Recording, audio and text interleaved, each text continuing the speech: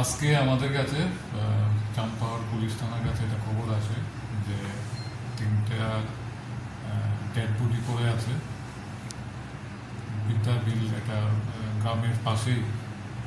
তো ওই অনুযায়ী আমাদের থানার স্টাফরা যায় ওখানে, গিয়ে দেখে কি 3 বডি। তখন আমাদের কাছে যেটা প্রিলিমিনারি ইনকোয়ারিতে জানা গেছে যে 3জন বাংলাদেশি গরু চোর যারা ইন্ডিয়াতে ঢুকেছে ওর গরু নিয়ে যাওয়ার সময় তাদের সঙ্গে যখন গ্রামবাসীরা 2-3 জন বাধা দেয় তখন তারা বাংলাদেশি চোররা তাদের কাছে তাও ছিল আর বললাম ছিল, যেটা শোনা যাচ্ছে মানে রিপোর্টের যেটা আছে আমরা পেলাম, সিজ করলাম একটু বললাম। তো তাদের উপর অ্যাটাক করে আমাদের ইন্ডিয়ান দুজনের উপর তারা এখন হসপিটালাইজ আছে। একজনের 41টা শিলিও লেগেছে।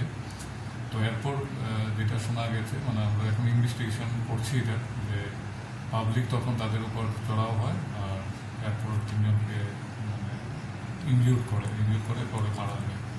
তো আমরা এখন ডেডবডি শিফট করেছি আর আমরা এখন বিজিবির সঙ্গে একটা কন্ট্রাক্ট আছে, মানে বিএসএফ সঙ্গে কন্ট্রাক্ট করেছি এই ব্যাপারে। তো অন্য দেশের সঙ্গে আমাদের এখন যে প্রসিডিউর থাকে পোস্টমর্টম কেসও রেজিস্টার হচ্ছে, বাকিটা বিজেপির সঙ্গে করে এই নেক্সট স্টেপটা আমরা করছি।